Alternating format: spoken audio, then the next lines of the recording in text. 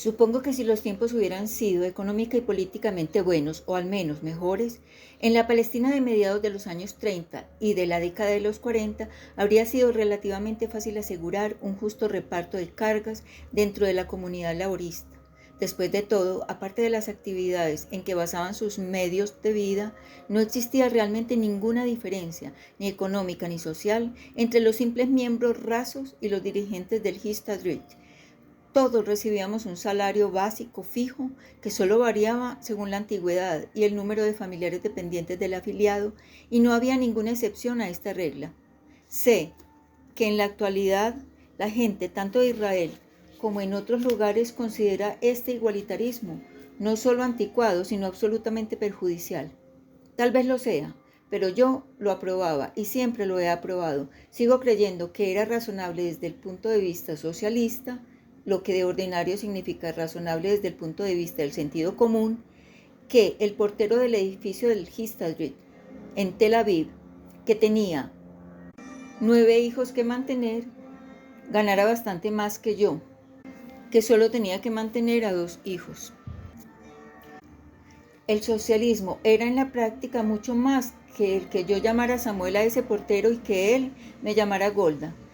Significaba también que sus obligaciones para con los demás miembros del Histadrut eran idénticas a las mías, y habida cuenta de la difícil situación económica entonces imperante en Palestina, igual que en otros lugares, este aspecto del sindicalismo se convirtió en el punto focal de la mayoría de mis batallas dentro del Histadrut.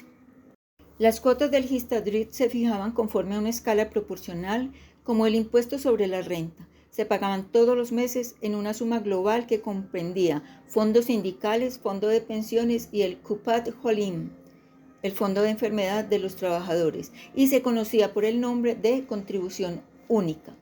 Yo estaba convencida de que esta contribución única debía calcularse no según los salarios base de los ingresos medios o alguna cifra teórica, sino sobre la paga completa que cada trabajador recibía realmente. En otro caso, ¿dónde estaba la igualdad de que tanto hablábamos? ¿Debían ser la participación propiedad exclusiva de los kibutzim, o podía lograrse que fueran también la forma de vida entre los trabajadores de Tel Aviv? ¿Y qué decir de la responsabilidad colectiva de los miembros del Histadrut hacia los camaradas que se encontraban en desempleo?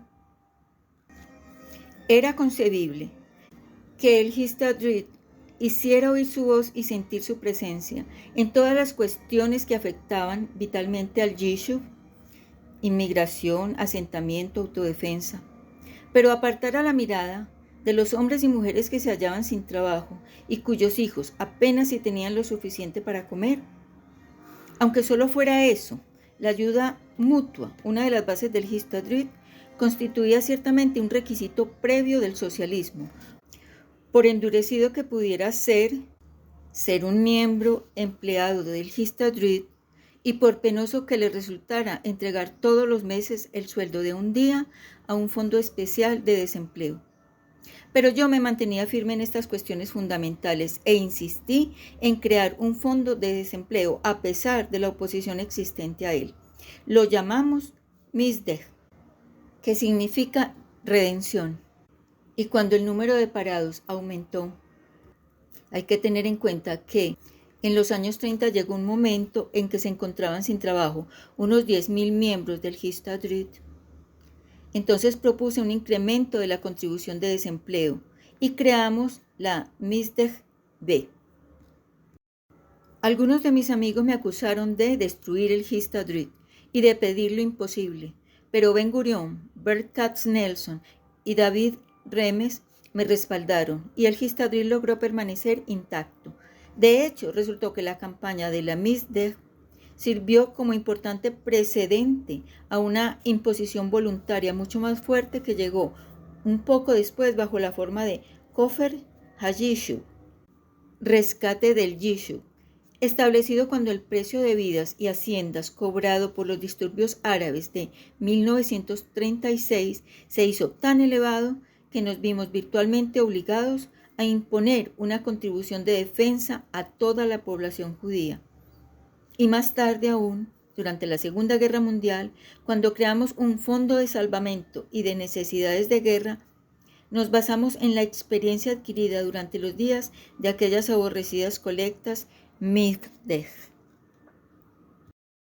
Me vi envuelta también en las amargas consecuencias, que duraron muchos años, de una terrible tragedia que se abatió sobre el movimiento laborista cuando me encontraba en los Estados Unidos. Una de las mejores y más brillantes figuras del MAPAI, el joven Chaim Arlosorov, que acaba de regresar de lo que hoy se llamaría una misión de sondeo a la Alemania en que Hitler acababa de llegar al poder, fue muerto a tiros mientras paseaba con su mujer por la playa de Tel Aviv. Un miembro del partido revisionista izquierdista, Abraham Stavsky, fue acusado y declarado culpable del asesinato de Arlosorov, sin apelación por falta de pruebas.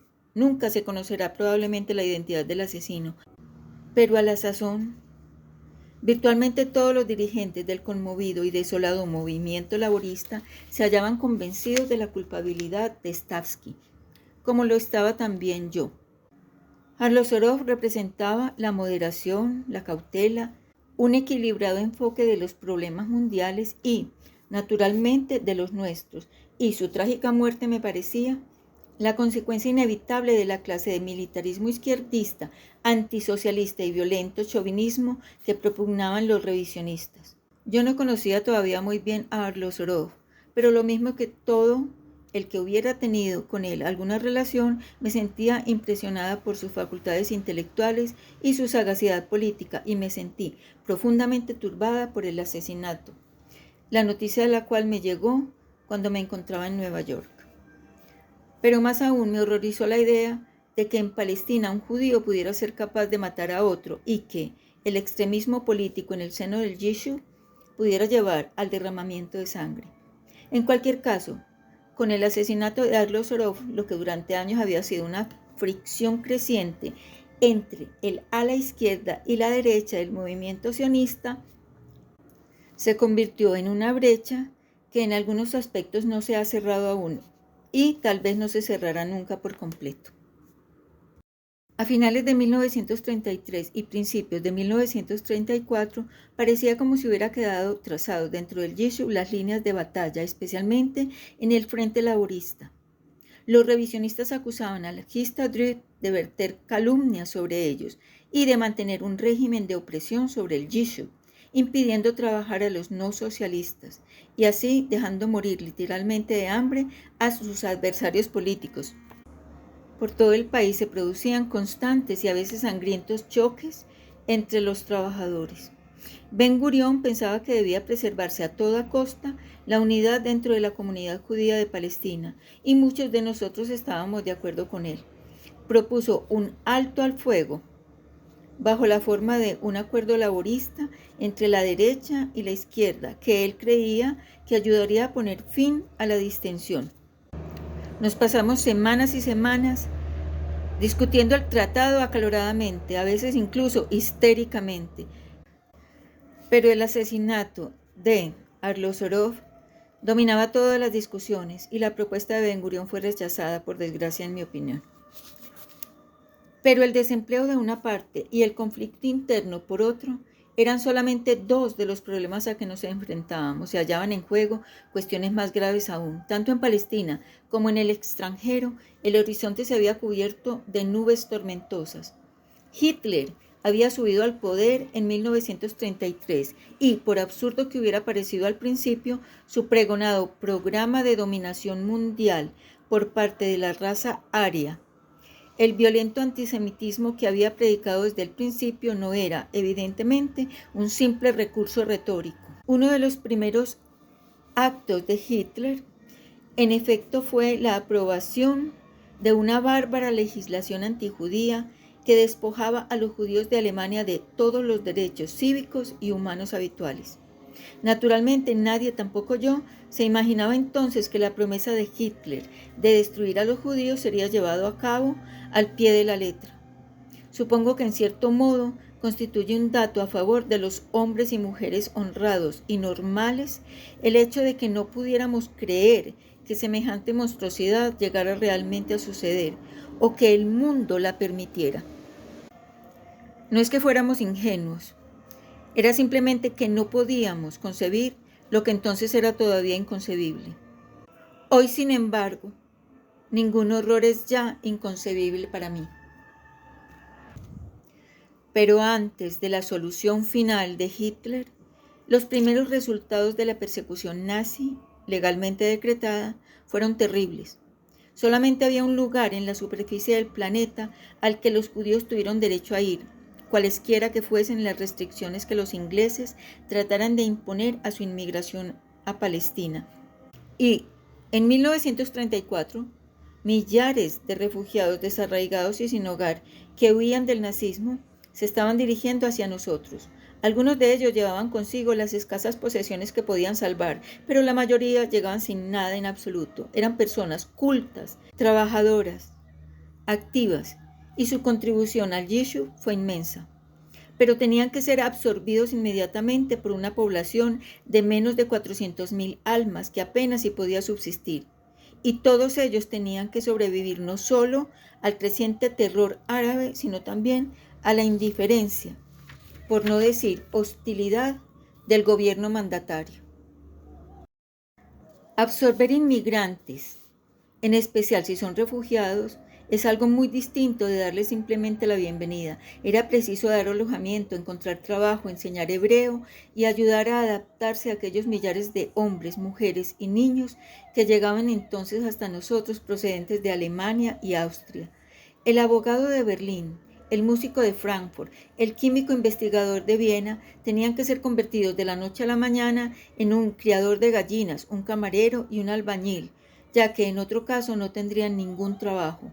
Igualmente tenían que acostumbrarse, también de la noche a la mañana, a una forma de vida nueva y más dura, y a nuevos peligros y privaciones. No era fácil para ellos ni para nosotros, y todavía hoy me parece extraordinario que el Yishuv capease aquellos años y emergiera de ellos más fuerte de lo que había sido nunca.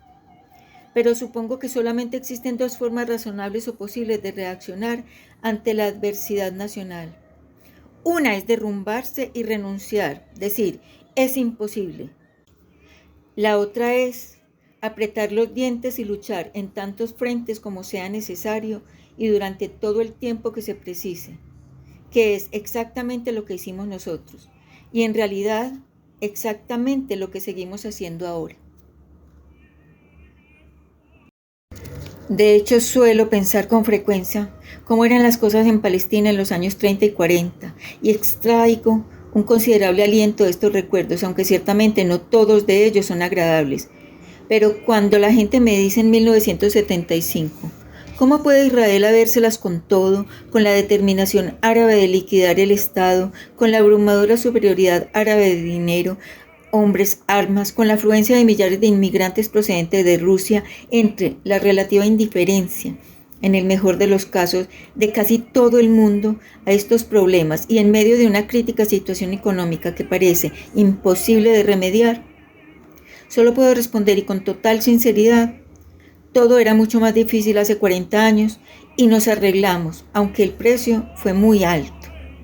A veces pienso que solo los que nos mostrábamos activos hace 40 años podemos realmente comprender cuánto se ha logrado desde entonces, o lo grandes que han sido realmente nuestras victorias. Y quizá por esto los mayores optimistas del Israel actual suelen ser las personas ancianas como yo, que dan por supuesto que algo tan tremendo como el renacimiento de una nación pueda realizarse rápidamente, sin dolor o sin esfuerzo. De todos modos, establecimos nuestras prioridades. Era preciso paralizar el trabajo diario por crítica que fuese la emergencia. Por lo que a mí se refería, esto significaba presidir el consejo directivo del Fondo de Enfermedad de los Trabajadores, supervisar las consideraciones laborales de los miembros del Histadrut, empleados en la construcción de campos militares británicos por todo el país, dirigir gran diversidad de negociaciones y hacer las labores domésticas y ayudar a Menahem y Sara en sus deberes escolares. Estas eran las preocupaciones rutinarias.